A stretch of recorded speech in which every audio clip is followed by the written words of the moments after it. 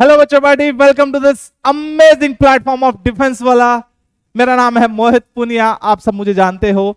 और आज कुछ इंपॉर्टेंट बातें आप लोगों के लिए। पहले तो हम आपसे माफी चाहेंगे because due to some unavoidable circumstances आपके एक दो वीडियोस जो पेंडिंग थे वो नहीं आ पाए थे, लेकिन देर आए दुरुस्त आए सर, टाइम से आए sir. Thank you so much उसके लिए। हाँ, मैं भी आप लोगों को बहुत मिस कर रहा था, आप लोग ऑब्वियसली मेरे को मिस कर रहे थे, मैं देख रहा था। लेकिन कुछ वो मीम याद आ जाते हैं हमें जब हम देखते हैं ना कि अरे दिल से बुरा लगता है यार दोस्तों, है ना वो वाला। तो कुछ बच्चे थे थोड़ा सा कह रहे थे, कुछ भी बोल रहे थे, लेकिन कोई दिक्कत नहीं है, हमें आदत है, ठीक है।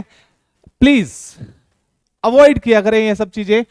आप लोग सोचिए कि हम आप लोगों के लिए क्या क्या करते हैं। और मैंने जिंदगी में सीखा है, हाँ मैंने जिंदगी में बहुत सीखा है कि नेगेटिव नहीं होना कभी भी। आप लोगों को भी मैं ये गाइड करना चाहूंगा। मैं आपका एज अ बड़ा भाई, एज आपका मेंटर, एज आपका टीचर, एज आपका गुरु, जो आप मानना चाहो उसकी अकॉर्डिंग मुझे ऐसा लगता है कि आपको हमेशा पॉजिटिव रहना चाहिए। और कल आपका पेपर है दोस्तों, उसके लिए तहे दिल से बेस्ट विशेस आप लोगों के लिए। मैं उम्मीद करता हूं कि आप लोगों का पेपर बहुत अच्छा होगा। हम सब पीडब्ल्यू फैमिली की तरफ से बेस्ट ऑफ लक। और प्लीज मैसेज करना मत भूलिएगा जब आपका रिजल्ट आए तो। इनफैक्ट 14th के बाद क्या होगा सर, उसके बारे में थोड़ा सा गाइड कर दीजिए। हाँ बिल्कुल, अगर आपका पेपर जो कि फिंगर क्रॉस्ड अच्छा होगा, उम्मीद करते हैं हम, उसके बाद हम आप लोगों के लिए कुछ प्लान कर रहे हैं और वो आप लोगों के आगे का प्रोसेस जो होगा उसके लिए बहुत हेल्पफुल रहेगा, ठीक है। और आज हम क्या करेंगे सर, आज हम स्टैट्स को पूरा निपटा देंगे बेटा। स्टैट्स के जो जिस टाइप के क्वेश्चंस पूछे जाते हैं, पूछे गए हैं, पूछे जा रहे हैं और पूछे जा सकते हैं, वैसे क्वेश्चंस आज हम जल्दी से जल्दी खत्म करेंगे। मैं आपका ज्यादा टाइम नहीं लूंगा, ठीक है। बस मैं आपको थोड़ी सी चीजें बताना चाहूंगा कि आपको पेपर के दौरान क्या करना है, क्या नहीं करना है। सबसे पहले जो मैं हमेशा बिलीव करता हूं, बी पॉजिटिव। चाहे आपके क्वेश्चंस हो रहे हैं, चाहे आपके क्वेश्चंस नहीं हो रहे हैं, तुक्काफिकेशन नहीं करना है। व्हाट इज तुक्काफिकेशन सर? अकड़ बकड़ बम्बे वो नहीं करना है बेटा, ठीक है। बस उसी क्वेश्चन को मार्क करिए जो आप मतलब श्योर हो कि हाँ ये आंसर सही है। अगर आपका अटेम्प्ट बहुत ही कम रह रहा है देन आई विल सजेस्ट कि आप जा सकते हो, ठीक है। मतलब कि आप ऐसा कर रहे हो कि 30 क्वेश्चन ही कर पाए, तो ऑब्वियसली आपको कुछ ना कुछ उसके अंदर इनोवेशन ला के अकड़ बकड़ बम्बे वो करना पड़ेगा। लेकिन आई स्ट्रांगली रिकमेंड कि आप ये मत करिएगा। आप 60 से 70 सवाल अगर करके आते हो, ये बहुत अच्छा अटेम्प्ट माना जाता है बेटा, ठीक है। लेकिन नेगेटिव मार्क जो क्वेश्चंस गलत करोगे उनसे बचिएगा। बिल्कुल भी ऐसे मत करिएगा कि हाँ ये 2 ऑप्शन मैंने अवॉइड कर दिए हैं तो इनको मैं मार्क कर देता हूं। मत करिएगा दोस्तों, दुखेगा आपको, बाद में दर्द देगा ये क्वेश्चंस आपको जो आपके क्वेश्चंस गलत होंगे, है ना।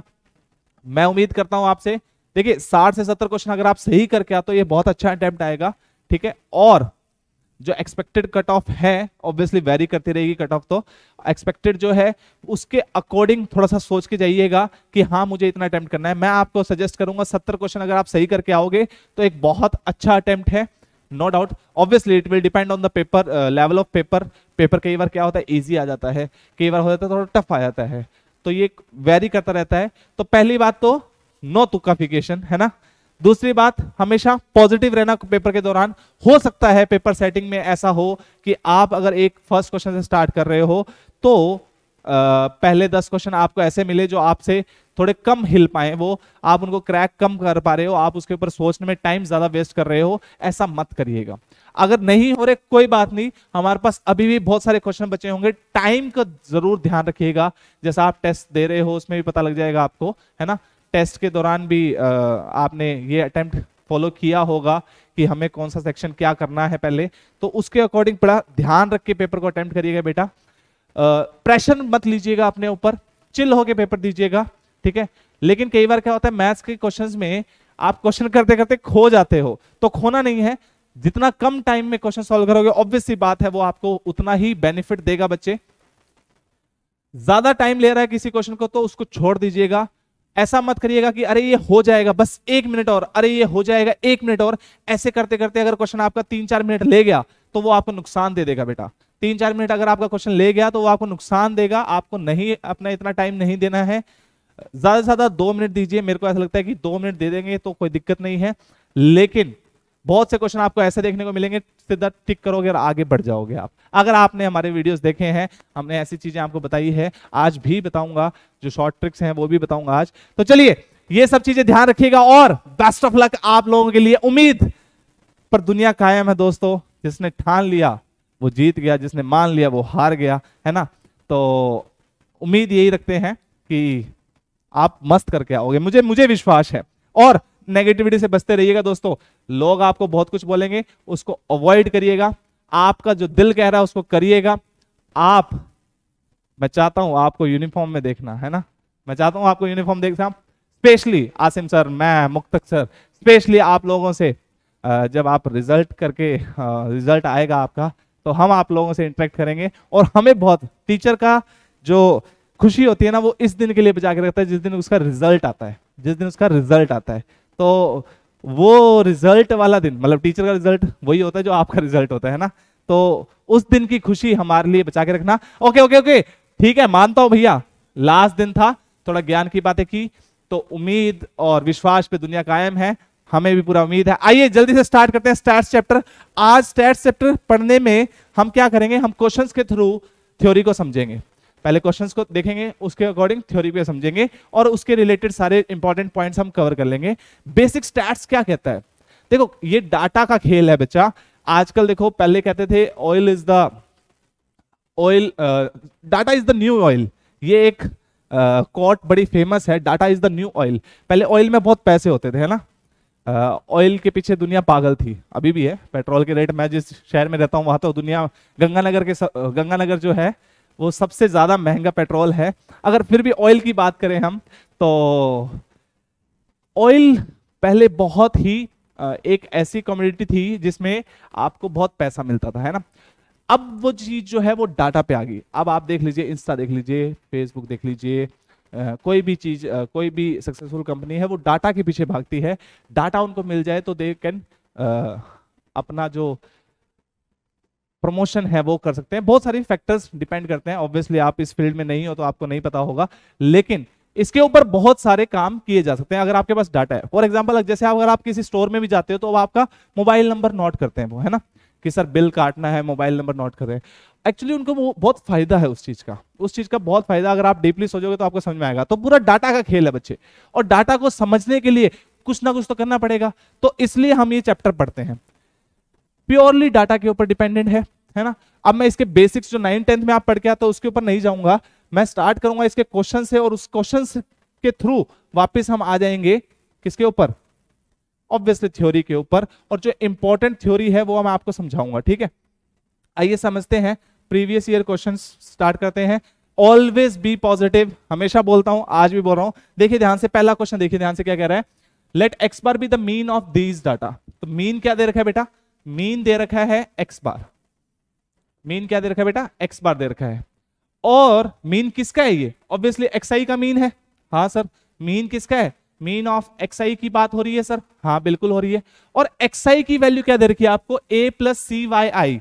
Okay, a plus c y i for some constant a and c। Obviously y is the, अगर आप डिपेंडेंट और इंडिपेंडेंट यहीं पे समझा देता हूं, x i is equal to, x is equal to a plus c y. अगर ऐसा लिखा जाता है तो y जो हो गया वो इंडिपेंडेंट वेरिएबल हो गया, x जो हो गया तो डिपेंडेंट हो गया। किसके ऊपर डिपेंड कर रहा है, y की वैल्यूज के ऊपर डिपेंड कर रहा है। ठीक है सर, अरे कहां जा रहा है भाई, हाँ इधर ही हूं सर।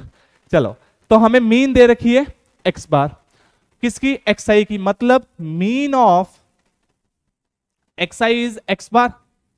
और xi की वैल्यू क्या है sir, mean of, can I से a प्लस सी वाई आई की मीन कितनी है, x बार है। अगर मैं a उस साइड ले जाता हूं तो मीन ऑफ सी वाई आई कितना आ जाएगा बेटा, x बार माइनस a आ जाएगा। हाँ सर, और हमसे क्या पूछा, मीन ऑफ y1 y2, मतलब yi की मीन पूछी है। तो mean of yi will be equal to x bar minus a upon ये c आ जाएगा। क्या कोई ऑप्शन मैच कर रहा है, हाँ सर, डी ऑप्शन मैच कर गया, x bar minus a upon c। Simple question, simple answer. Mean का मतलब क्या होता है, देखो सेंट्रल टेंडेंसी के तीन मेजर फैक्टर्स हम पढ़ते हैं, तीन मेजर चीजों से हम सेंट्रल टेंडेंसी पढ़ते हैं। सेंट्रल टेंडेंसी का मतलब सर, सेंट्रल टेंडेंसी का मतलब होता है बेटा कि अगर आपके पास कोई डाटा है, फॉर एग्जांपल आपके पास बहुत सारा डाटा है, वो डाटा आपको किसी एक पॉइंट की तरफ एक इशारा करे। अब एक तो है आपको डायरेक्टली डाटा दे दिया, एक मैंने उसमें कुछ पॉइंट्स लिख दिए कि ये जो डाटा है ये इसकी तरफ इशारा कर रहा है, इसकी तरफ इशारा कर रहा है। मतलब जैसे हो सकता है कि कंपनी प्रॉफिट में जा रही है, प्रॉफिट और लॉस की शीट दिखा दी है ना, इतना रेवेन्यू की शीट दिखा दी, उसके बजाय वो हमें दिखा दे कि यहां से ये चीज करने की वजह से हमें प्रॉफिट हो रहा है, तो मुझे ये वाली शीट फायदे में मिल रही है। बिल्कुल। या फिर ऐसे सोचो, क्लास के मार्क्स की बात कर रहे हैं, एक तो यहाँ पे डिस्क्रीट वैल्यूज लिखी हुई है मार्क्स की, 10 नंबर आए, 15 नंबर आए, 50 नंबर आए, 5 नंबर आए, 45 नंबर आए, ऐसा लिखा हुआ है। और दूसरी साइड लिखा हुआ है कि इस क्लास की जो एवरेज वैल्यूज हैं वो 39 है, 40 है। तो as compare to this sheet, ये वाली शीट मेरे लिए बहुत यूजफुल होगी, ताकि मैं देख पाऊंगा कि ये क्लास किसकी तरफ जा रही है। क्या ये इसमें जो बच्चे हैं वो कम पढ़ाई कर रहे हैं तो ऑब्वियसली थोड़ी वैल्यू कम आएगी एवरेज की, ज्यादा पढ़ाई कर रहे हैं तो ऑब्वियसली वैल्यू ज्यादा आएंगी। तो सेंट्रल टेंडेंसी का मतलब क्या होता है, किसके तरफ इशारा किया जाता है। इसको हम जनरली पढ़ते हैं किससे, मीन से, मोड से और मीडियन से। मीन क्या होता है, एवरेज होता है सर। मीडियन क्या होता है, मीडियन होता है sir middle most value when the data is arranged in ascending और डिसेंडिंग ऑर्डर। बिल्कुल सही बात सर। और मोड क्या होता है, जो सबसे ज्यादा बार रिपीट करने वाला डाटा होता है उसको हम मोड कहते हैं। सिंपल डेफिनेशन है। अगर इसके ऊपर बात करें तो आप देख सकते हो मीन निकालने के तरीके, मैं आपको बता देता हूं मीन के ऊपर थोड़ा सा चीजें, ताकि आपको क्लियर हो जाए, है ना।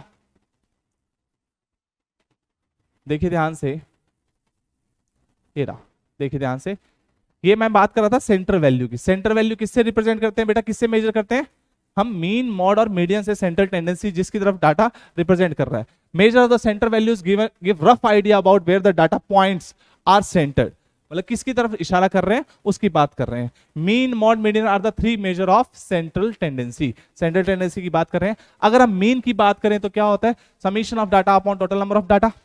कब, जब आपको डिस्क्रीट डाटा दे रखा हो। लेकिन अगर आपको कोई इंडिविजुअल डाटा दे रखा है जैसे, तो sum of the data upon total number of data. ठीक है सर। अगर हमें कोई फ्रीक्वेंसी डिस्ट्रीब्यूशन टेबल दे रखा है जिसमें एक डाटा लिख दिया, मान लो xi x1 है वो 10 बार आ रहा है, x2 है 5 बार आ रहा है, x3 है 7 बार आ रहा है ना, और x4 है 8 बार आ रहा है, let us assume.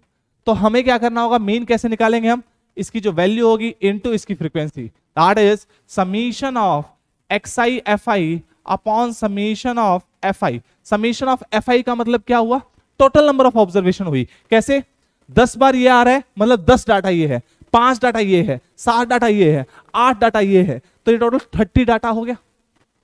Total 30 values लिखी हुई है। Rather than writing x1 x1 x1 x1 x1, मैंने क्या लिख दिया, एक फ्रीक्वेंसी डिस्ट्रीब्यूशन टेबल बना लिया जिसमें x1 जो है 10 बार आ रहा है, x2 जो है 5 बार आ रहा है, x3 जो है 7 बार आ रहा है, x4 जो है 8 बार आ रहा है। तो दिस इज बेसिकली मीन। ये आपको पता है लेकिन फिर भी जल्दी जल्दी मैं इसको कवर करवाने की कोशिश कर रहा हूं।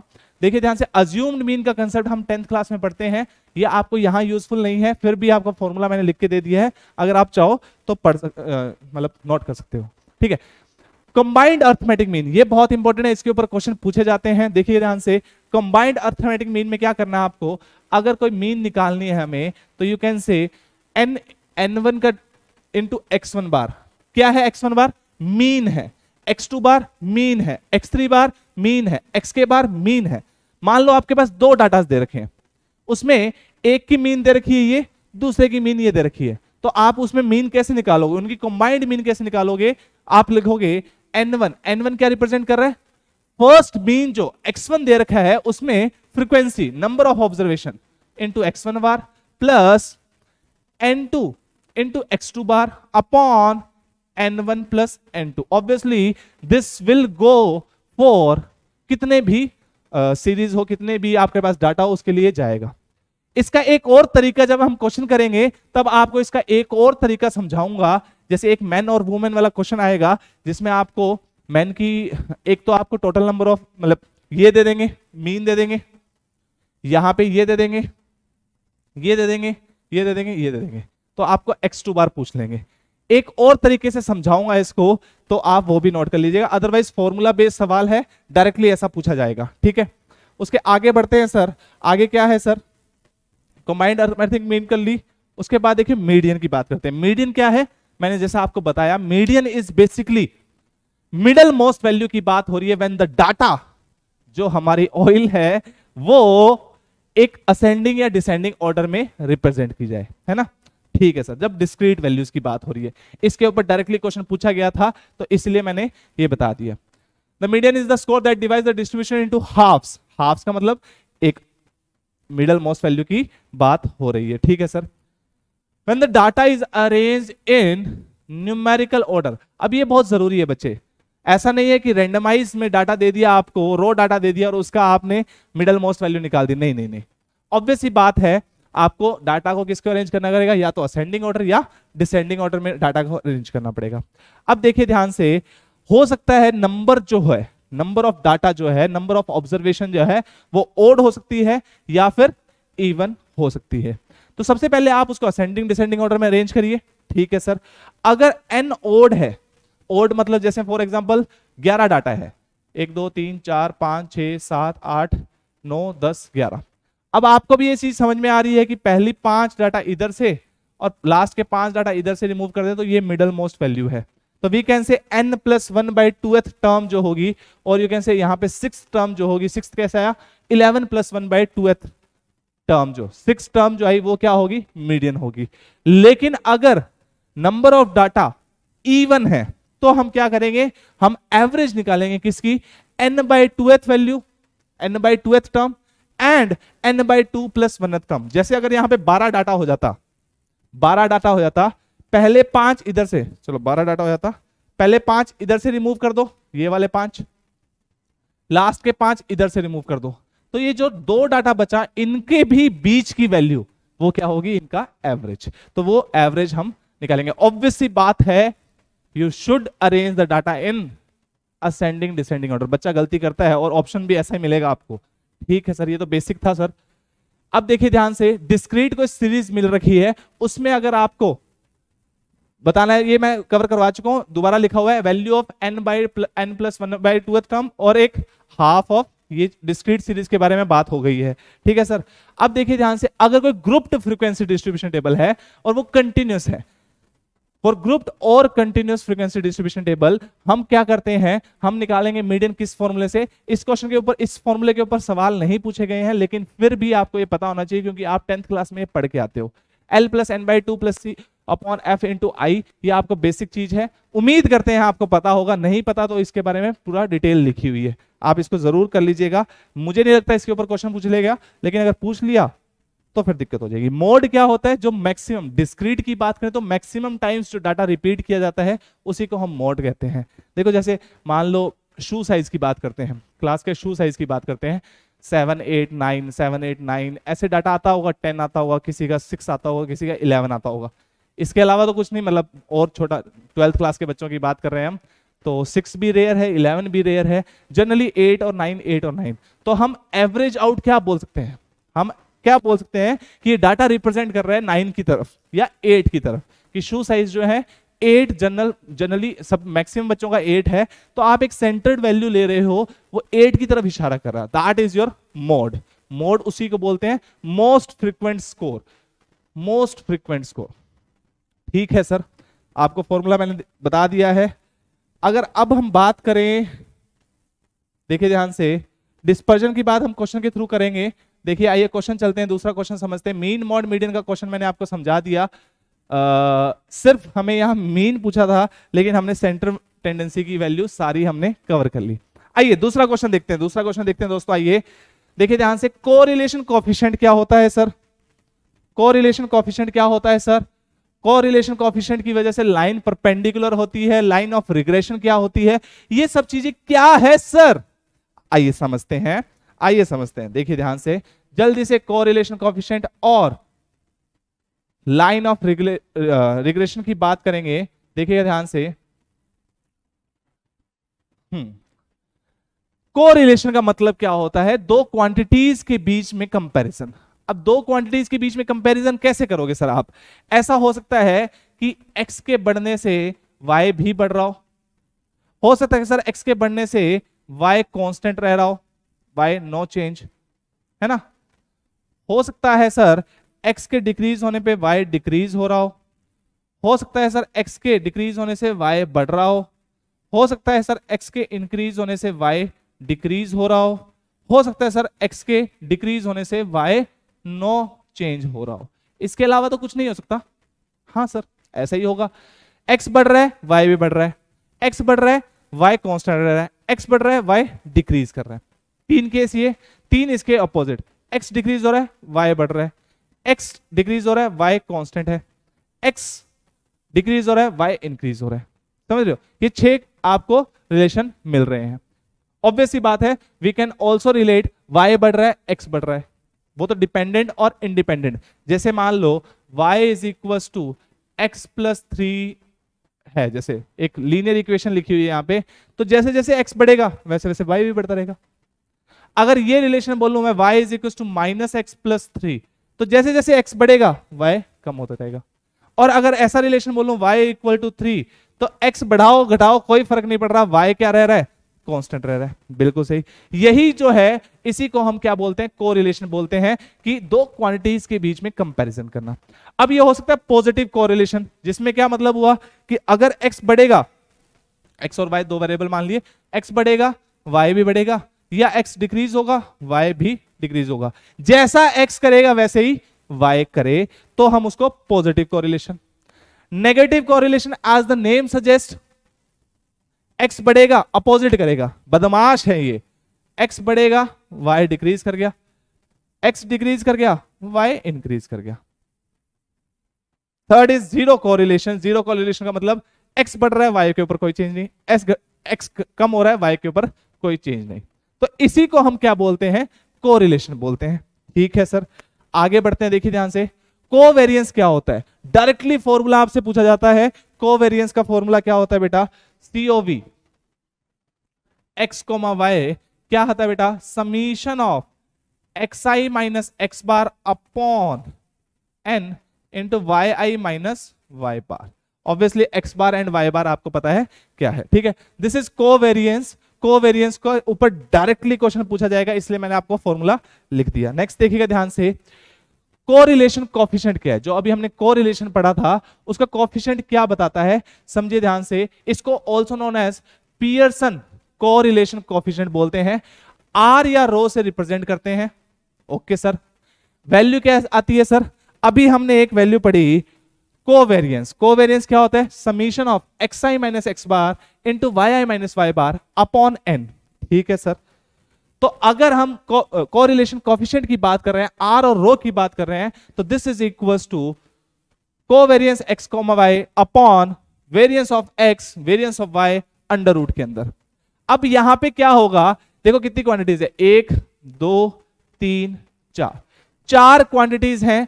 आपको 4 क्वांटिटीज में से कोई 3 दे देगा और डायरेक्टली क्वेश्चन पूछ लेगा, पूछा गया सवाल है। तो ये फॉर्मूला जरूर याद रखिएगा, covariance x y upon root of variance x root of variance y. अब ये वेरियंस क्या होता है सर? आइए वेरियंस को भी हम समझ लेते हैं ताकि थ्योरी पोर्शन हमारा कंप्लीट हो जाए, फिर धड़ाधड़ क्वेश्चन समझेंगे। वेरियंस को जो सबसे इजीएस्ट वे में समझते हैं वो होता है mean of square minus square of means. क्या sir? Mean of squares minus square of mean की बात होती है, वेरियंस के ऊपर बात की जाती है। सिग्मा स्क्वायर से आपको पता है इसको हम रिप्रेजेंट करते हैं। आइए चलते हैं इसके ऊपर, इसकी थ्योरी समझ लेते हैं हो क्या रहा है यहाँ पे और क्वेश्चन कहां से आएंगे सर वो समझा दीजिएगा।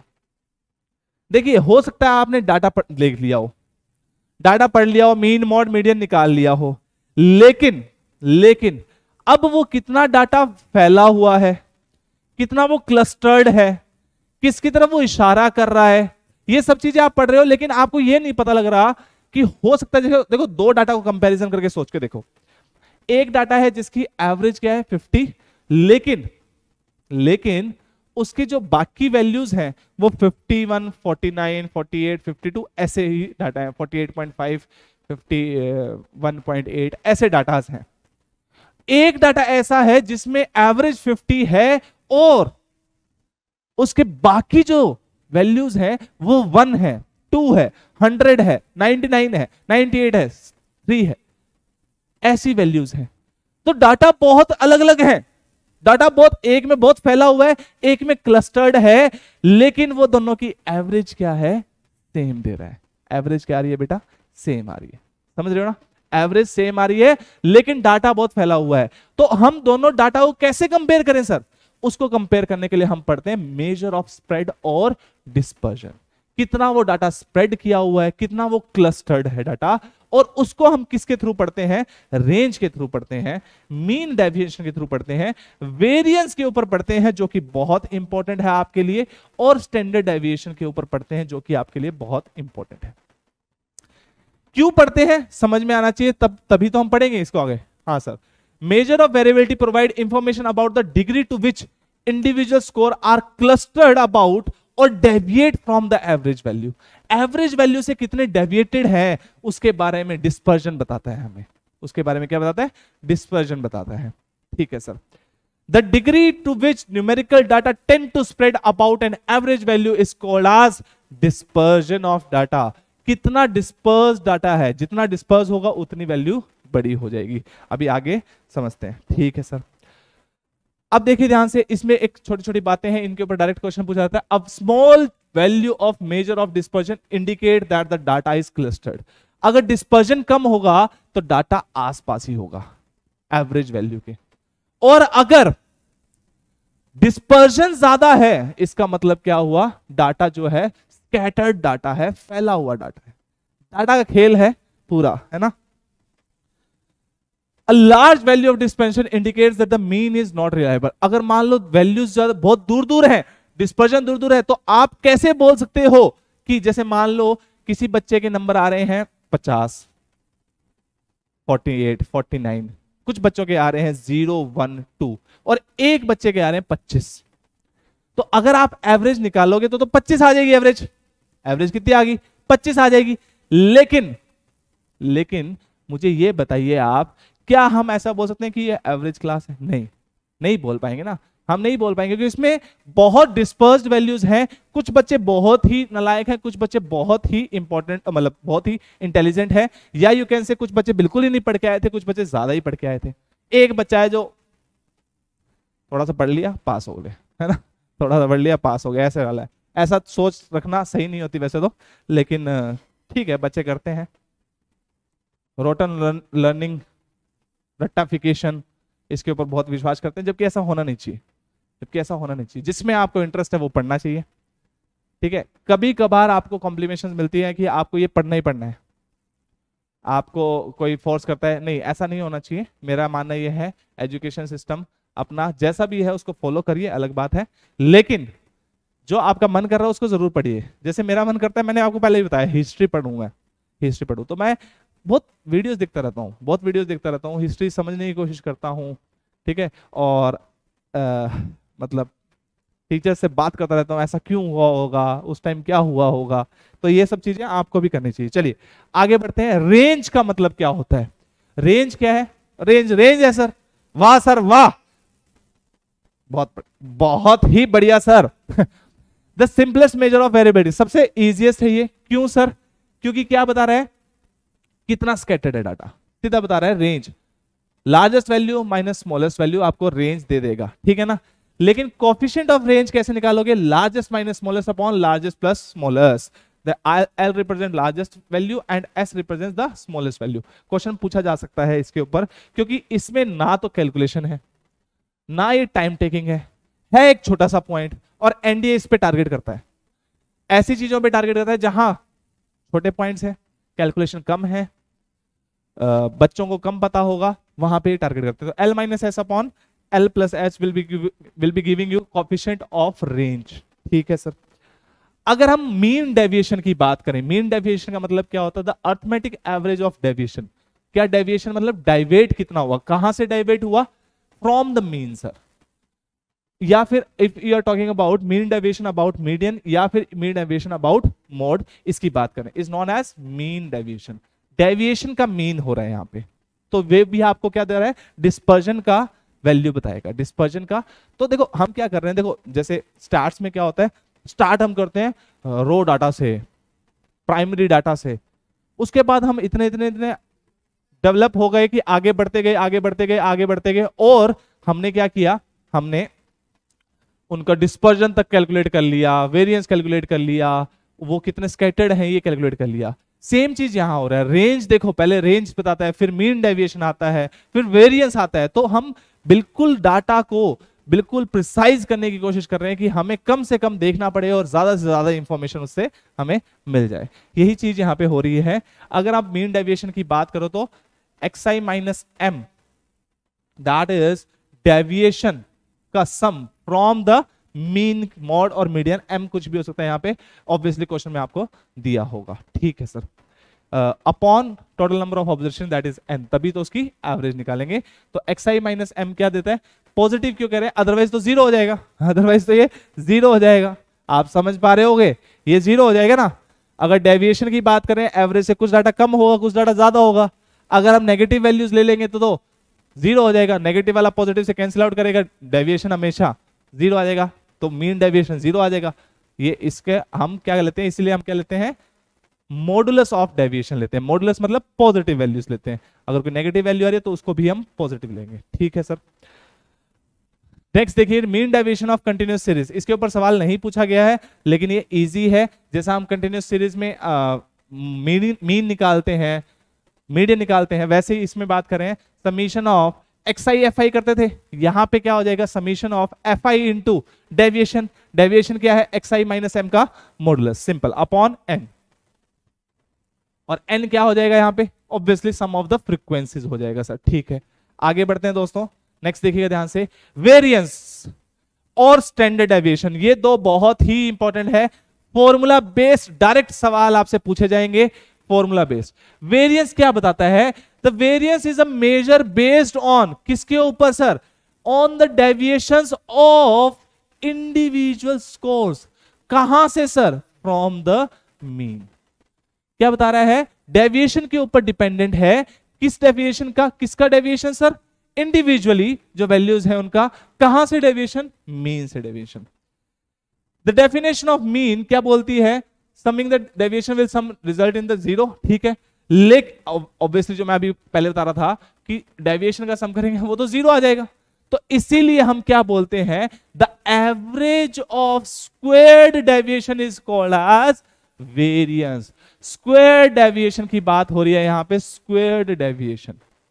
डाटा को प्रिसाइज करते जा रहे हैं हम जितना, तो वी कैन से क्या रहा है, देखो squared deviation xi minus x बार का स्क्वायर, ऑब्वियसली पॉजिटिव वैल्यू आएगी, स्क्वायर क्वांटिटी है, अपॉन n। जिसको इसको अगर सॉल्व करोगे तो यहां से ये फॉर्मूला आता है जो आपको याद करने के लिए बहुत इजी है, that is mean of square minus square of mean. Mean of square minus square of mean will give you the variance, और वेरिएंस को रिप्रेजेंट किससे करते हैं हम, सिग्मा स्क्वायर से। वेरिएंस को रिप्रेजेंट किससे करते हैं, सिग्मा स्क्वायर से, ठीक है सर। अब देखिए ये बहुत इंपॉर्टेंट है, डायरेक्टली क्वेश्चन पूछे जाते हैं इसके ऊपर, डायरेक्टली क्वेश्चन पूछे जाएंगे।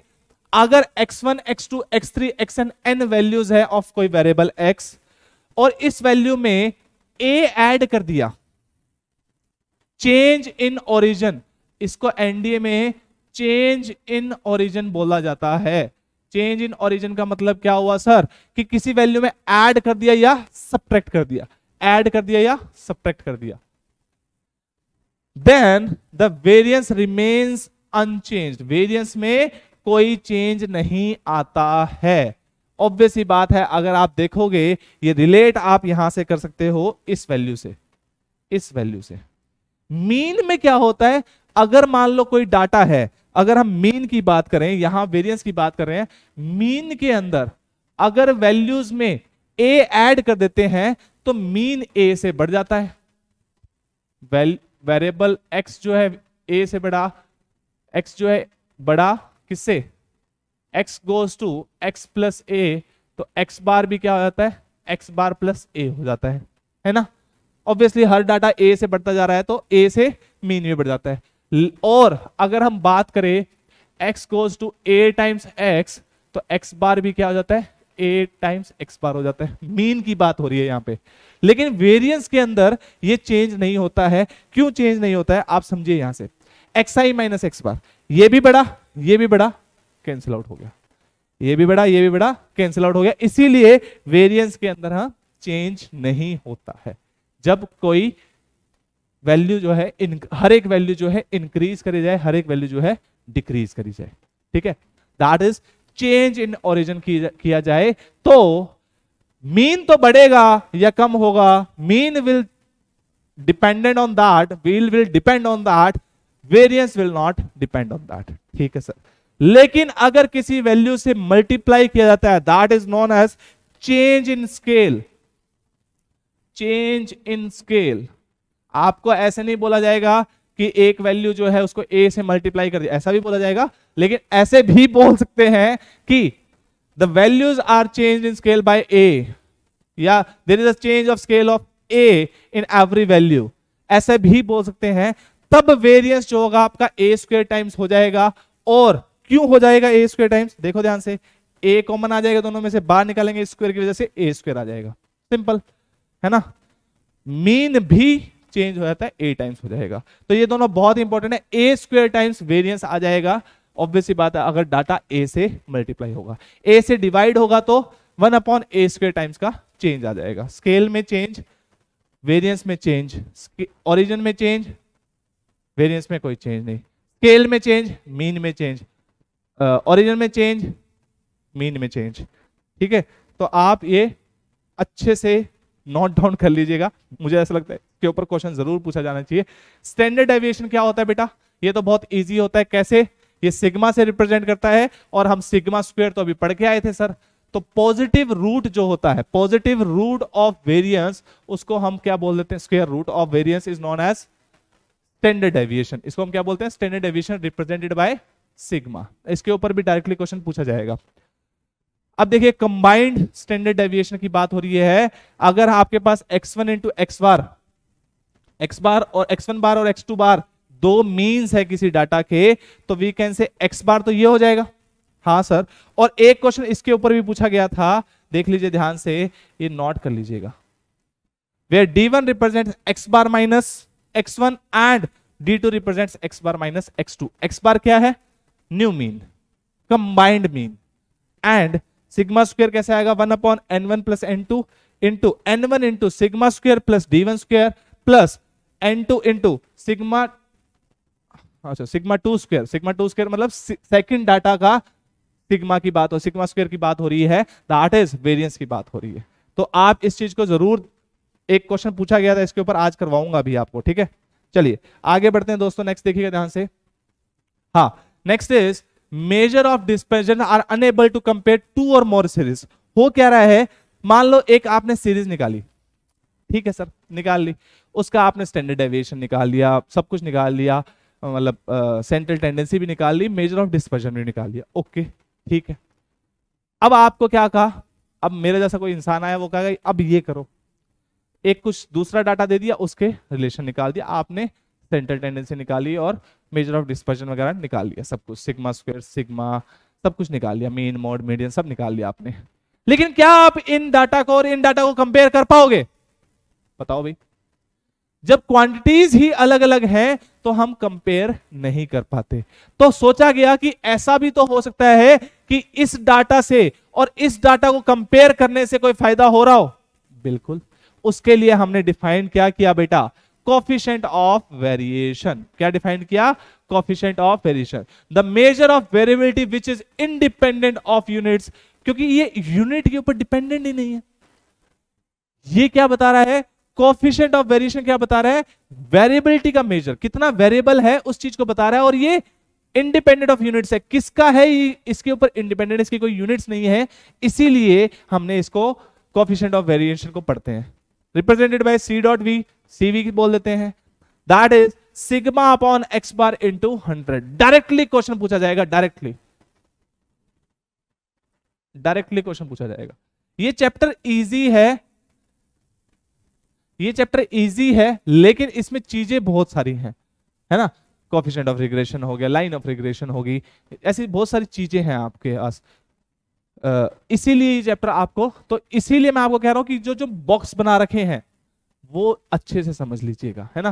That is sigma upon x bar into 100 gives you coefficient of variation, coefficient of variation, where sigma क्या होगा, ऑब्वियसली बात है सर स्टैंडर्ड डेविएशन, अभी पढ़ के आए, चेंज थोड़ी ना कर देंगे।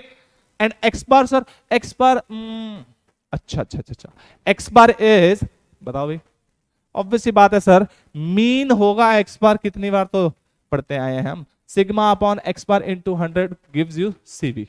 ओके सर, नेक्स्ट देखिएगा ध्यान से, ये हमने पढ़ लिया है, आपकी थ्योरी पोर्शन जो है लाइन ऑफ रिग्रेशन के ऊपर कोरिलेशन कोएफिशिएंट हमने पढ़ लिया बेटा, ठीक है। उसके बाद देखिए ध्यान से, रिग्रेशन का मतलब क्या होता है।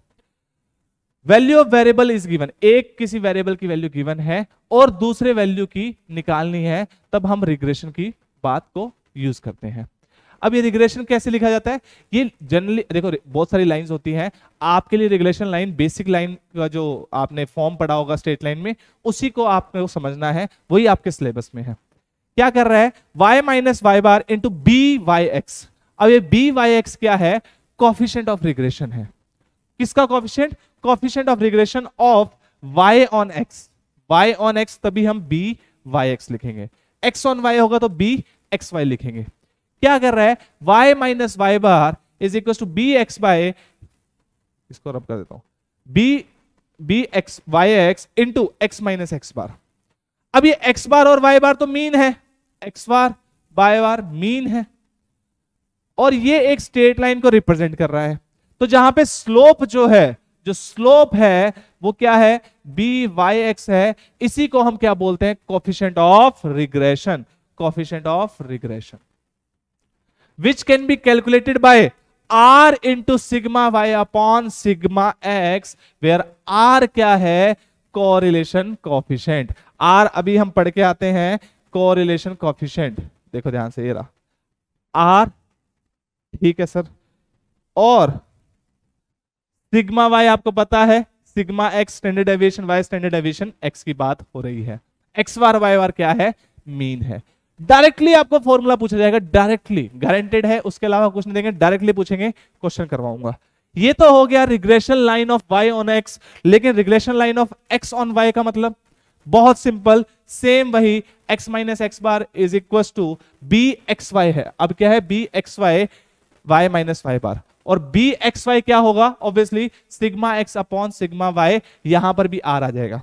देखो ध्यान से, बी वाई एक्स क्या आया था, r एज इट इज था सर, सिग्मा y था इंटू अपॉन सिग्मा x था, b y x coefficient of regression, coefficient of regression b x y, है ना। दोनों को मल्टीप्लाई करते हैं, देखो ध्यान से, दोनों को मल्टीप्लाई करो, इस चीज को 1 ले लो, इसको 2 ले लो, तो क्या आ रहा है, b x y into b y x, दोनों कोएफिशिएंट ऑफ रिग्रेशन का multiplication is equal to r into r, r square हो गया सर, सिग्मा एक्स से कट गया, सिग्मा वाई से कैंसिल आउट हो गया, तो आर स्क्वायर आ गया। तो यहां से r की वैल्यू क्या आती है, under root of b x y b y x with positive negative sign, with positive negative sign, ठीक है सर। और इसी के ऊपर क्वेश्चन आपसे पूछ लेंगे, 3 चीजें हैं, 2 दे देंगे, डायरेक्टली क्वेश्चन पूछ लेंगे, r दे देंगे, बी एक्स वाई दे दिया, बी वाई एक्स पूछ लेंगे, b x y b y x दे दिया, r पूछ लेंगे। कितना सिंपल क्वेश्चन हो गया, डायरेक्टली रिजल्ट है, याद रख लीजिएगा, r is equal to plus minus b x y into b y x का root, where r represents correlation coefficient and b x y represents regression line, coefficient of regression of b x y की बात करें ना, x on y, और b y x coefficient of regression of y on x। Simple, as simple as that. सिर्फ formula based सवाल पूछे जाएंगे बेटा आपके पास, यही मैंने relation between correlation coefficient and regression coefficient, है ना। देखिए ध्यान से, बी एक्स वाई दोनों को मल्टीप्लाई करके एक रिलेशन आपके पास मिल रहा है, इसको बहुत इंपॉर्टेंट है बेटा, मार्क कर लीजिएगा, इसके ऊपर डायरेक्ट क्वेश्चन पूछे जा सकते हैं, बहुत सिंपल, ठीक है सर। आगे बढ़ते हैं सर, नेक्स्ट देखिएगा ध्यान से। अब देखिए ध्यान से,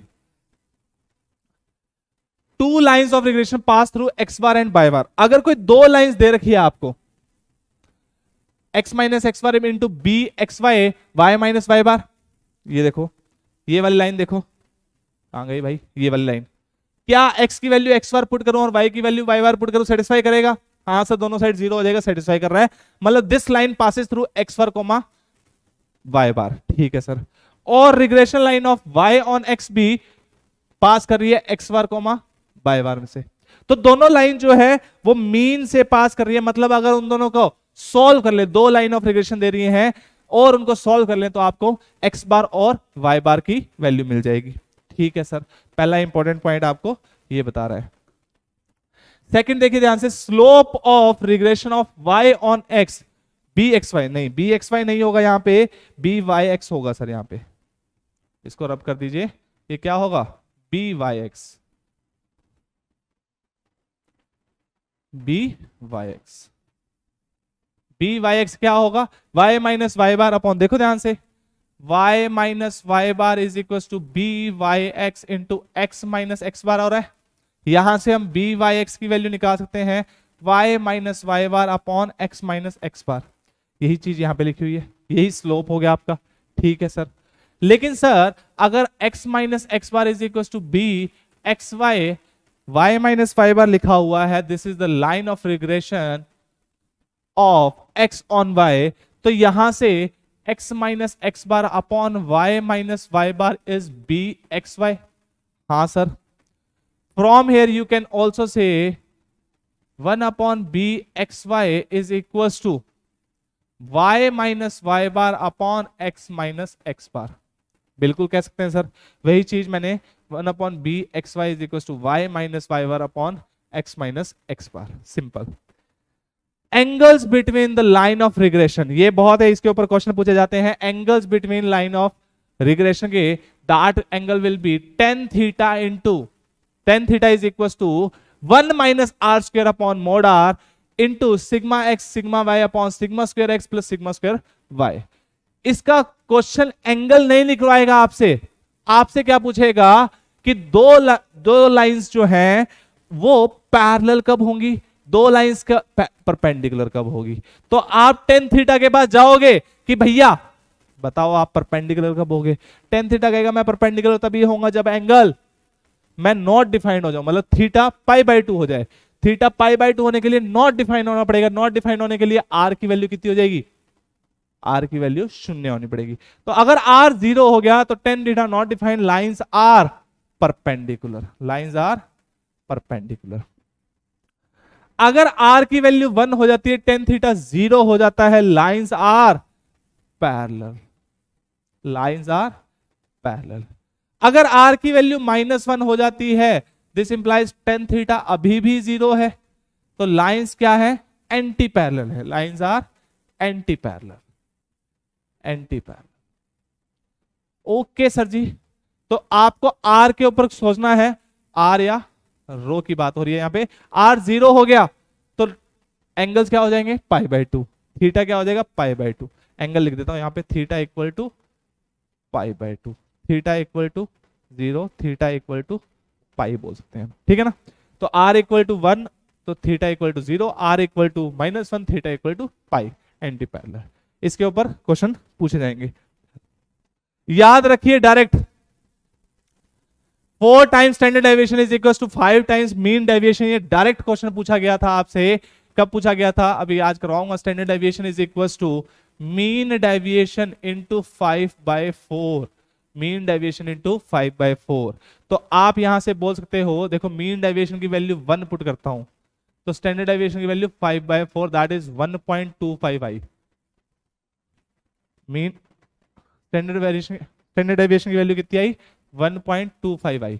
मीन डेविएशन की वैल्यू 2 पुट करो तो इसकी वैल्यू कितनी आ जाएगी बेटा, 2, तो 5 2.2 पुट करेंगे तो 2.5। क्या मैं बोल सकता हूं स्टैंडर्ड डेविएशन हमेशा मीन डेविएशन से ज्यादा रहेगा? हाँ सर, इस फॉर्मूले से आप डायरेक्टली बोल सकते हो। और एक परसेंटेज ऑफ वेरिएशन का क्वेश्चन पूछा जाता है आपसे, जिसको आपको कुछ नहीं करना, सिर्फ आर स्क्वायर, आर की वैल्यू दे रखी होगी उसमें, जैसे एक क्वेश्चन करवाऊंगा आज, उसमें आर की वैल्यू दे रखी होगी, उसका स्क्वायर करना है, इनटू 100 करना है, that will be your percentage of variation. बस ये ध्यान रखिएगा, उसने परसेंटेज ऑफ वेरिएशन पूछी है या जो नॉट वेरिएड है उसकी वाले में पूछी हुई है, बस ये ध्यान रखना। अगर वेरिएशन पूछी है तो डायरेक्टली आंसर, अदरवाइज 100 में से माइनस करके डायरेक्ट आंसर आ जाएगा आपका। सर क्या मतलब हुआ, आओ क्वेश्चंस के थ्रू समझेंगे, आइए समझते हैं क्वेश्चन के थ्रू। ये क्वेश्चन हमने कर लिया था बेटा। अब देखिए, correlation coefficient r x y equal to 0, then the two lines of regression are parallel to each other. Tan theta की अगर हम बात करें तो 1 minus r square upon r की बात होती है। हाँ sir, sigma x sigma y upon sigma square, sigma जो भी है, sigma square x plus sigma square y. लेकिन सर यहां पे तो आर जीरो करने पे तो थीटा पाई बाई 2 आएगा। ये तो क्या कह रहा है, पैरेलल कह रहा है। ये स्टेटमेंट गलत हो गई sir. If the correlation coefficient is +1, sir +1 होते theta 0, then the line of regression will be parallel to each other. तो ये स्टेटमेंट भी गलत हो गई। आंसर क्या आएगा, neither one is correct. True ही पूछा ना, हाँ, neither one is true nor second is true. ठीक है, ये डायरेक्ट क्वेश्चन पूछ लिया, मैंने कहा था डायरेक्ट क्वेश्चन पूछेंगे। देखिए ध्यान से, 4x minus 5y plus 33 equal to 0 and 20x minus 9y equal to 107 are two lines of regression. Okay, then what are the values of x bar and y bar. दोनों lines of regression किससे पास करती हैं, x बार और y बार से। तो आपको यहां पे बस पॉइंट ऑफ इंटरसेक्शन निकालना है। तो पॉइंट ऑफ इंटरसेक्शन के लिए या तो दोनों लाइन को सॉल्व कर लीजिए। क्या लिखा हुआ है, 4x minus 5y plus 33 equal to 0 और 20x minus 9y equal to 107। या तो दोनों लाइन को सॉल्व कर लीजिए या फिर पॉइंट्स उठाइए और चेक कर लीजिए कौन सा सेटिस्फाई कर रहा है। x की वैल्यू पहले लिखी गई है तो 12 एंड 18 पुट करते हैं, इसमें पुट कर लेते हैं, जल्दी जल्दी पुट कर लो बेटा। 12 एंड 18 तो ये तो होगा 48 माइनस 60 प्लस 33 0 नहीं होगा, ये ऑप्शन गया, ये ऑप्शन गया।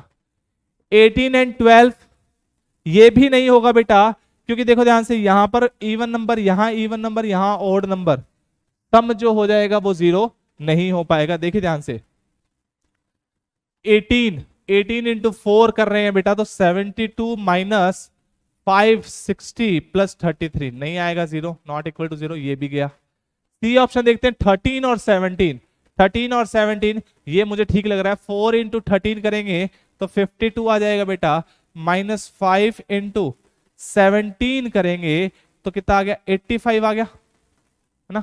सही लिखा था क्या ये पहले मैंने, 12 वाला कहां किया था, माइनस 5 इंटू 18 किया था ना, ये 90 आएगा, ये 90 आएगा। हाँ सर, अभी भी नहीं हो रहा सॉल्व, ठीक है। 52 माइनस 85 प्लस 33, ये तो हो रहा है सर 0 के बराबर, बिल्कुल हो रहा है।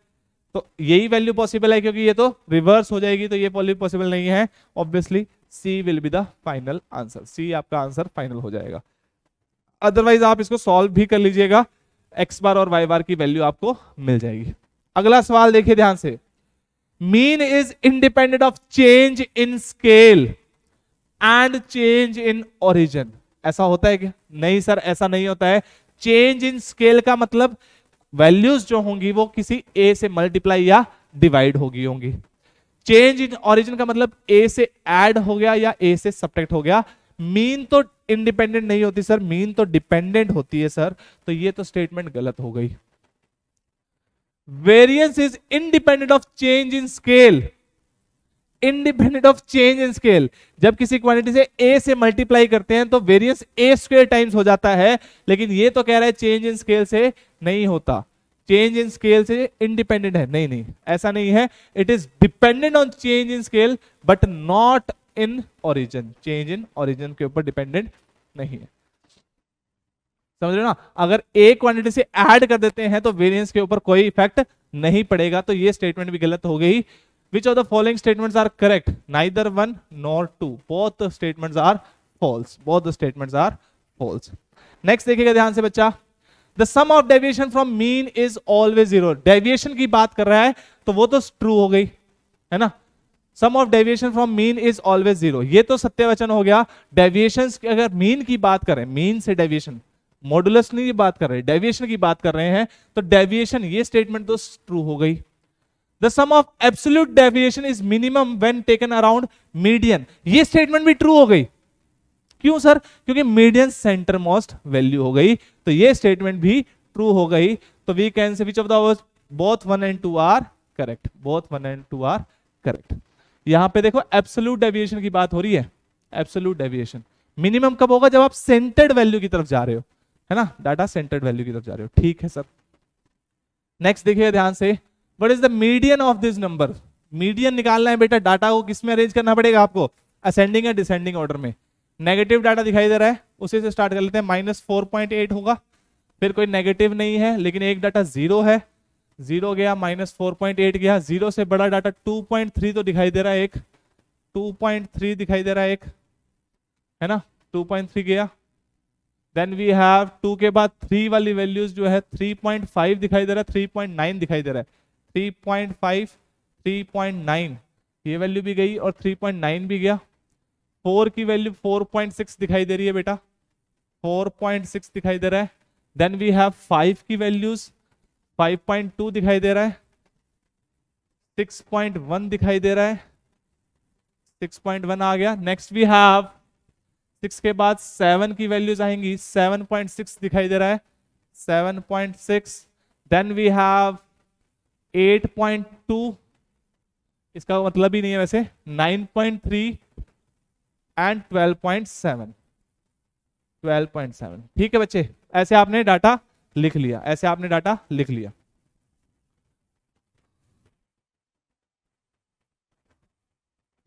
ठीक है, अब देखो डाटा कितना है, 1 2 3 4 5 6 7 8 9 10 11 और 12। नंबर कितना है? n is 12। 12 की अगर हम बात करें तो एक तो 12/2th वैल्यू चाहिए और एक 12/2 प्लस 1th वैल्यू चाहिए, और उनका हमें मीन निकालना पड़ेगा। That is 6 term and 7 term, 1 2 3 4 5 6 and 7 ये हो गए आपके पास। सही लिखा ना मैंने? देख लीजिए 6 एंड 7 ये टर्म हो गए। ठीक है सर, इनकी मीन निकाल लीजिए। 4.6 plus 5.2 upon 2, 4 and 5 9.8 upon 2 is 4.9। तो 4.9 is the final answer, that is b option. 4.9 is the final answer. Simple question, simple answer. वैसे ऑप्शन से आप डायरेक्टली भी निकाल सकते थे ना, नहीं चलो अरेंज तो करना ही पड़ता डाटा को। ये भी लिख दिया आपने और ये भी लिख दिया, सारे लिख दिया ना। हाँ, अगर कोई कैलकुलेशन, वैसे आपको समझ में आ गया कि अरेंज करना है ascending order, descending order, and then you have to क्या करना है भैया? ऑब्वियसली मीडियन निकालना है, तो मिडिल मोस्ट वैल्यू की बात हो रही है। तो आपने इवन देखा और ओड देखा। किस्मत बुरी थी सर, ओड इवन निकला, ओड होता तो डायरेक्टली हम सॉल्व कर देते।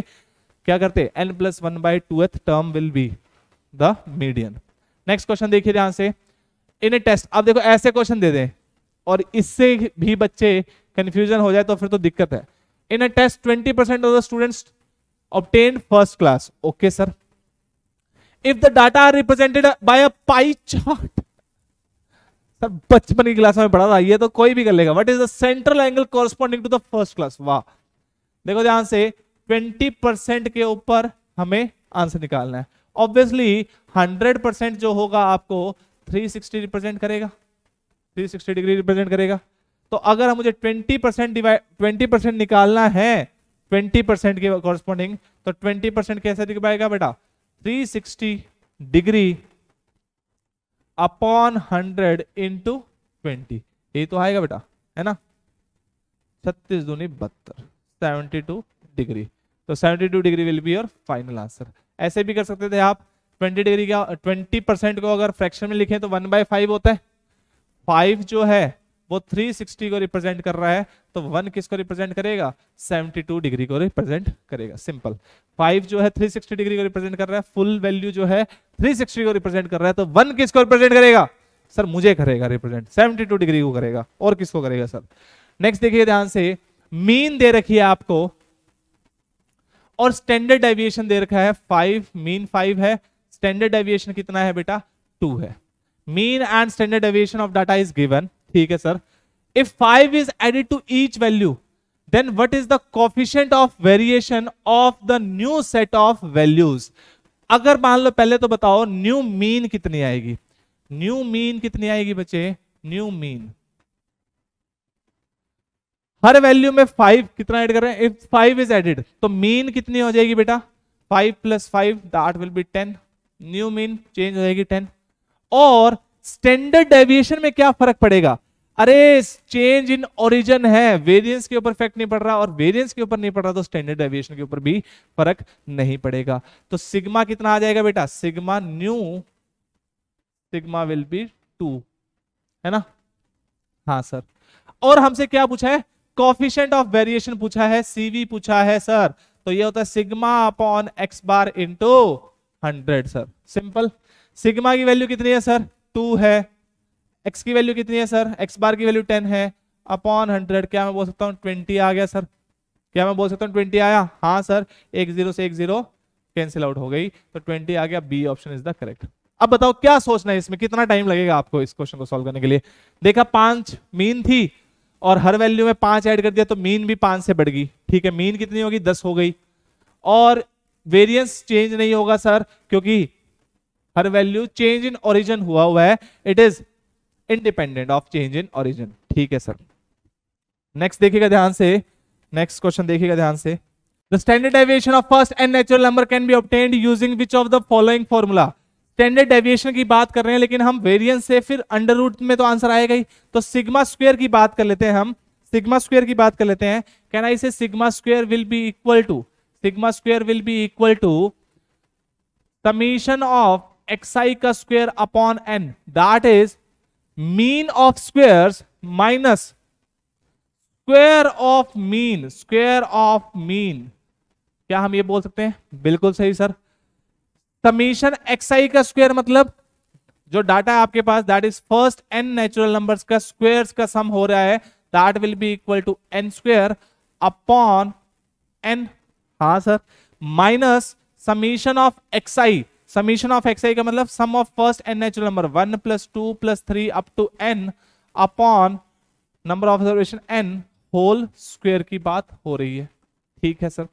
देखिए ध्यान से, ये क्या लिखा हुआ है बेटा, n into n + 1 into 2n + 1 by 6 और एक n एज इट इज, ये n एज इट इज, हाँ सर, ये क्या होता है, sum of the squares of first n natural number minus n into n + 1 upon 2 as it is, n as it is whole square as it is, ठीक है sir.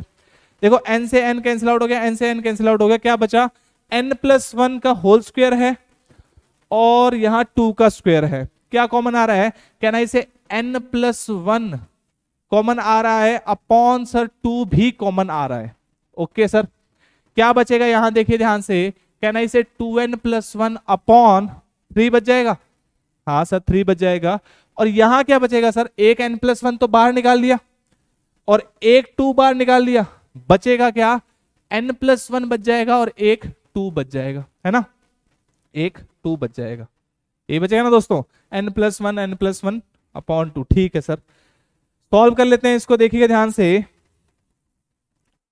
Can I से, अच्छा देखिए ध्यान से, हाँ n ठीक है, बिल्कुल सही है sir, n into n + 1 by 2 होता है अपॉन n होता है, ठीक है, बिल्कुल सही आ रहा है सर, मीन का स्क्वायर है, बिल्कुल सही है। देखिए ध्यान से, इसको मैं फर्दर क्या लिख सकता हूँ, n + 1 अपॉन 2, एलसीएम लिया तो 6 एलसीएम आया बच्चे, तो 12 बन रहा है, ऑप्शन में भी 12 था, कितना आ जाएगा बेटा, 2 टाइम्स 4n + 1, 4n + 2 हो जाएगा, माइनस ये 2 टाइम्स, ये 2 टाइम्स, ये 3 टाइम्स, माइनस 3n - 3, यही तो होगा सर, हाँ बिल्कुल यही होगा, 4n में से 3n गया, n बच जाएगा, ओके सर, और 2 - 3 -1 बच जाएगा सर, ठीक है, तो ये बच जाएगा sir n + 1 upon 2 into 6 is 12, और इधर बचेगा n - 1,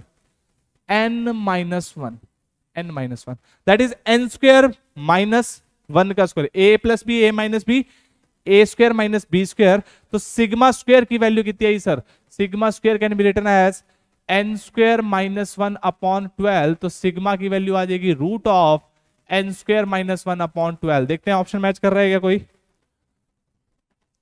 n स्क्वायर माइनस 1/12 यही वैल्यू मैच कर रही है, that is n square minus 1/12। This will be your final answer. एक बार चेक कर लीजिएगा कहीं आंसर कुछ गड़बड़ी ना हो। नेक्स्ट देखिएगा ध्यान से, मतलब कैलकुलेशन एरर ना हो, ठीक है। नेक्स्ट देखिएगा ध्यान से, नेक्स्ट देखिएगा ध्यान से, correlation coefficient computed from a set of 30 observation is 0.8। Correlation coefficient दे रखा है 0.8, आर की वैल्यू कितनी दे रखी है बेटा?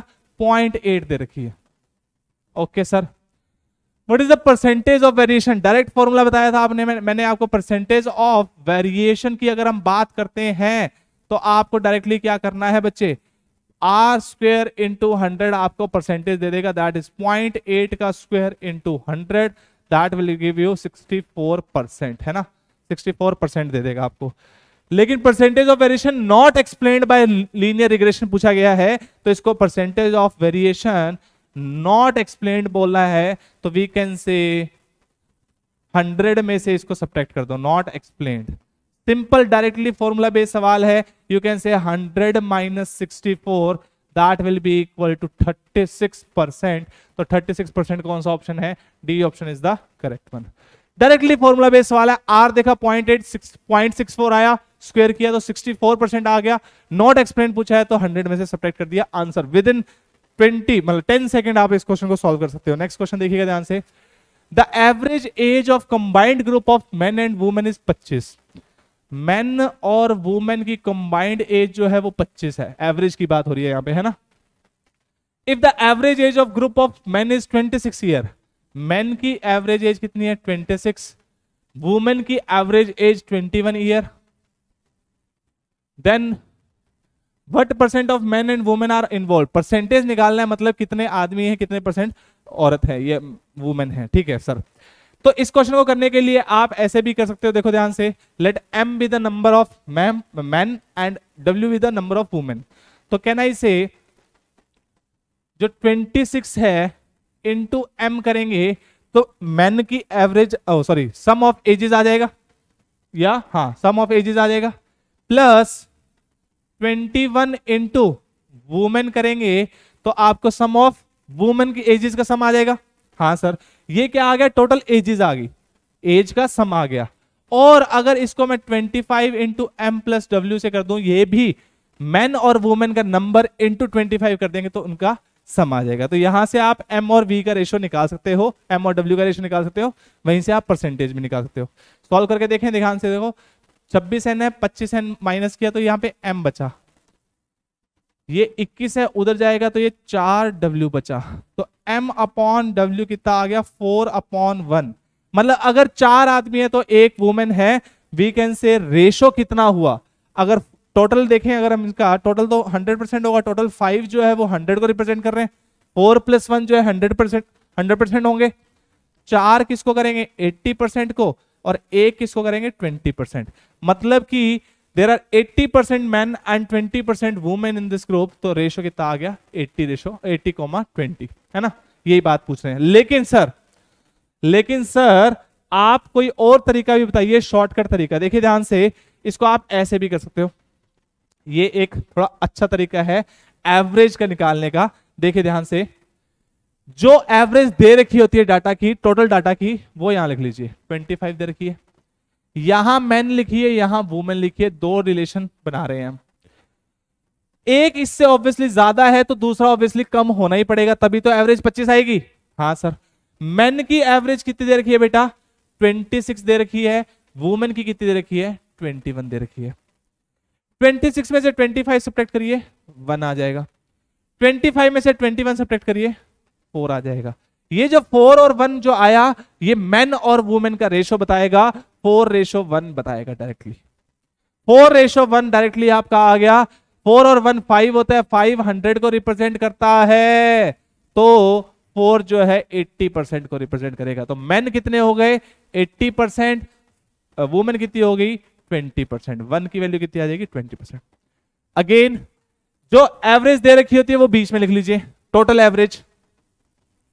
मैन दे रखा है एवरेज 26, वुमेन दे रखी है एवरेज 21, ये वैल्यू से ये वैल्यू सब्ट्रैक्ट करी, 1 वैल्यू वुमेन के नीचे लिख दी, इसमें से ये सब्ट्रैक्ट किया। ऑब्वियसली यहां से ऐसे नहीं करेंगे, नेगेटिव आ जाएगा, नहीं तो एक वैल्यू तो कम ही होगी, इनमें से एक अगर ज्यादा है तो दूसरी कम होनी जरूरी है, तभी तो एवरेज 25 आएगी। तो वी कैन से 25 माइनस 21, सोच के देखो, ये भी ज्यादा ये भी ज्यादा, तो एवरेज 25 कैसे हो सकती है? तो इसमें से ये माइनस करोगे, यहां लिख दो, रेशो कितना आ गया, 4:1 आ गया। दैट इज मेन जो है 80%, वुमेन जो है 20%। Direct question, direct answer. Next question देखिएगा ध्यान से। If 10 is added to each entry on a list then average increases by 10। हर एक वैल्यू 10 से इंक्रीज कर रहे हैं तो एवरेज 10 से इंक्रीज होगी। True statement sir. If 10 is added to each entry on the list then the standard deviation increases. नहीं भैया नहीं, चेंज इन ओरिजिन है सर, कोई फर्क नहीं पड़ेगा स्टैंडर्ड डेविएशन के ऊपर। If each entry on a list is doubled then the average doubles. बिल्कुल सही बात है सर। तो कौन कौन से स्टेटमेंट ट्रू पूछी है? फर्स्ट ट्रू है, थर्ड ट्रू है, सेकंड फॉल्स है, 1 2 3 नहीं, 1 एंड 2 नहीं, 1 एंड 3 ओनली ठीक है, 2 एंड 3 ओनली गलत। सिंपल क्वेश्चन, देखते ही आंसर लगाना है। नेक्स्ट क्वेश्चन देखिए ध्यान से। The variance of 25 observation is 4। Okay sir. If 2 is added to each observation. ना बाबा ना, नहीं नहीं सर, नहीं चेंज होगा वेरियंस, वेरियंस चेंज नहीं होगा सर। क्यों नहीं चेंज होगा? Obviously sir change in origin है, चेंज इन स्केल नहीं है। तो ओरिजिन चेंज है तो 2 is added to each observation, variance change नहीं होगा। Then what will be the new variance? तो we can say variance same रह जाएगा, 4 आ जाएगा। बार बार इसके ऊपर क्वेश्चन पूछा गया है इसलिए बता रहा हूं। If the regression coefficient of y on x, मतलब b yx की वैल्यू कितनी दे रखी है? -6। Correlation coefficient between x and y is r की वैल्यू कितनी दे रखी है? -12। Regression coefficient of b of x on y, तो मतलब bxy की वैल्यू पूछ ली। कितना टफ है देखो, सोचो bxy into byx is equal to r²। यही तो रिलेशन कराया था अंडर रूट वाला, है ना? तो वी कैन से bxy की वैल्यू चाहिए into byx -6 is equal to -1/2 का स्क्वायर, दैट इज 1/4। तो can I say bxy -1/24 which is your option b, which is your option b. Simple question, simple जवाब। Next देखिएगा ध्यान से, next देखिएगा ध्यान से। The set of bivariate observation, bivariate मतलब दो की बात हो रही है, x1, y1, x2, y2, xn, yn are such that all the values are distinct. ठीक है sir. And all the observations fall on the straight line. Okay sir. With non zero slope, obviously बात है sir. The possible value of correlation coefficient between x and y। देखिए ध्यान से, values जो है correlation coefficient के ऊपर, एक प्रॉपर्टीज के ऊपर बात करनी थी आपसे। देखिए ध्यान से बताता हूं, देखो। अरे कहां गया, ये लो, कोरिलेशन कोएफिशिएंट पढ़ रहे थे हम। हाँ सर। इसकी प्रॉपर्टीज के ऊपर देखिए ध्यान से। कोरिलेशन कोएफिशिएंट रो है बेटा, ये p मत मानिएगा इसको, जो है हमेशा -1 से 1 के बीच में रह सकता है, -1 और 1 इंक्लूडेड। अगर 1 है तो ये परफेक्टली पॉजिटिव कोरिलेशन है, मतलब कि ऐसे स्ट्रेट लाइन फॉलो कर रहा है। अगर -1 है तो ये परफेक्टली नेगेटिव कोरिलेशन है, ऐसे एक स्ट्रेट लाइन फॉलो करेगा, डिक्रीज हो रहा है ना। 0 है तो ये कांस्टेंट रह रहा है, कांस्टेंट रह रहा है। ठीक है सर। और अगर 0 से 1 के बीच में है तो इस लाइन के आसपास ही वैल्यू होगी, इसके ऊपर ना हो लेकिन इसके आसपास वैल्यू होगी। और अगर -1 से 0 के बीच में रह रहा है तो इस लाइन के आसपास जो वैल्यूज हैं वो होगी। अब क्वेश्चन में क्या पूछा गया था? क्वेश्चन में पूछा गया था कि परफेक्टली स्ट्रेट लाइन के ऊपर लाई कर रहे हैं तो या तो पॉजिटिव कोरिलेशन परफेक्टली हो सकता है या परफेक्टली नेगेटिव कोरिलेशन हो सकता है। तो वी कैन से हमारा आंसर क्या होगा? आइए क्वेश्चन पे चलते हैं वापस। क्वेश्चन पे आ जा भैया। क्वेश्चन कहां गया भैया? ये रहा सर, क्वेश्चन ये रहा। तो पॉसिबल वैल्यू ऑफ कोरिलेशन क्या हो सकती है? या तो -1 या फिर +1 ओनली, इसके अलावा कुछ नहीं हो सकता। बेसिक डेफिनेशन का क्वेश्चन था। चलिए सर नेक्स्ट क्वेश्चन देखिएगा ध्यान से। Which one of the following can be obtained by ogives, बहुत सारी चीजें बोलते हैं बच्चे इसमें। 10th क्लास में आप पढ़ के आते हो मीन, ज्योमेट्रिक मीन नहीं मिलती है इनसे, इससे सिर्फ मीडियन मिलता है, मोड भी नहीं मिलता। अगर आपने पढ़ा हुआ है अच्छी बात है, इतना बेसिक क्वेश्चन था, इसको मैं मैं एक्सप्लेन नहीं कर पाऊंगा क्योंकि ये 10th क्लास का टॉपिक है और आप लोगों को आना चाहिए। नेक्स्ट देखिए ध्यान से, in any discrete series, okay sir, when all values are not same, ठीक है sir, if x represent mean deviation, mean deviation को रिप्रेजेंट कर रहा है x, mean deviation about mean, and y represent standard deviation, y क्या रिप्रेजेंट कर रहा है standard deviation, then which of the following is correct. तो can I say mean 4 times standard deviation is equal to 5 times mean deviation, यही होगा। तो can I say y is equal to 5 into x by 4, हाँ sir. तो can I say y जो है x से हमेशा ज्यादा होगा, y जो है x से हमेशा ज्यादा होगा, तो we can say this will be your correct answer, this will be your correct answer, D option will be the correct one. y is equal to x by 4, y जो है x से हमेशा ज्यादा रहेगा, तो we can say y is always greater than x, ठीक है sir. Which one of the following cases would you expect to get a negative correlation? Negative correlation मतलब एक क्वांटिटी बढ़ रही है तो दूसरी डिक्रीज हो रही है, इसके ऊपर बात करनी है। The age of husband and wife, अरे वाह वाह, मतलब मेरी उम्र बढ़े तो मेरी वाइफ की उम्र कम हो जाए, नहीं नहीं ऐसा पॉसिबल नहीं है सर। ये जो है पॉजिटिव कोरिलेशन को रिप्रेजेंट करता है, एज जो है दोनों की बढ़ती जाती है, एज किसी की भी कंपेयर कर लो वो फॉर द टाइम बिंग बढ़ती ही रहेगी, है ना। तो ये तो पॉजिटिव को रिप्रेजेंट कर रहा है sir. Shoe size and intelligent, देखो इनको रिलेट ही नहीं कर पाओगे आप, शू साइज बढ़ रहा है तो इंटेलिजेंट बढ़ेगी, ऐसा कोई जरूरी, मतलब शू साइज डिक्रीज तो होता ही नहीं, डिक्रीज होता ही नहीं, और इंसान जो है पॉजिटिव मतलब इंटेलिजेंस बढ़ती ही जाती है, चाहे वो किसी के बेस में भी बात करें, तो ये भी एक पॉजिटिव की बात कर रहा है, नेगेटिव नहीं होगा।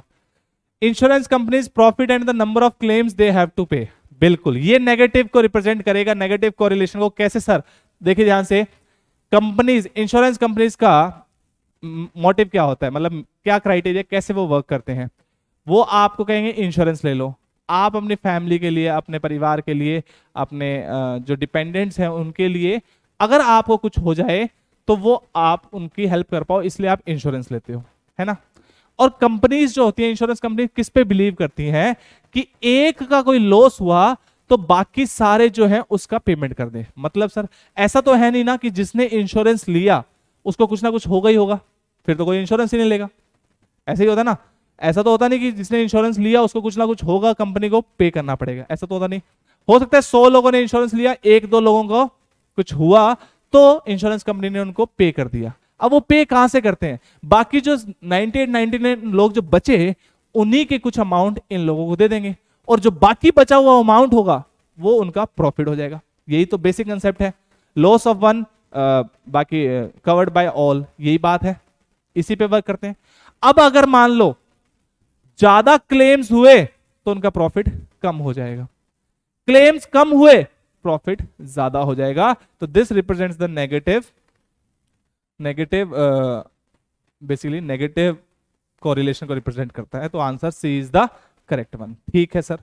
आगे बढ़ते हैं दोस्तों, देखिएगा ध्यान से, नेक्स्ट देखिएगा ध्यान से, the mean of 100 observation is 50, okay sir, 50 mean है।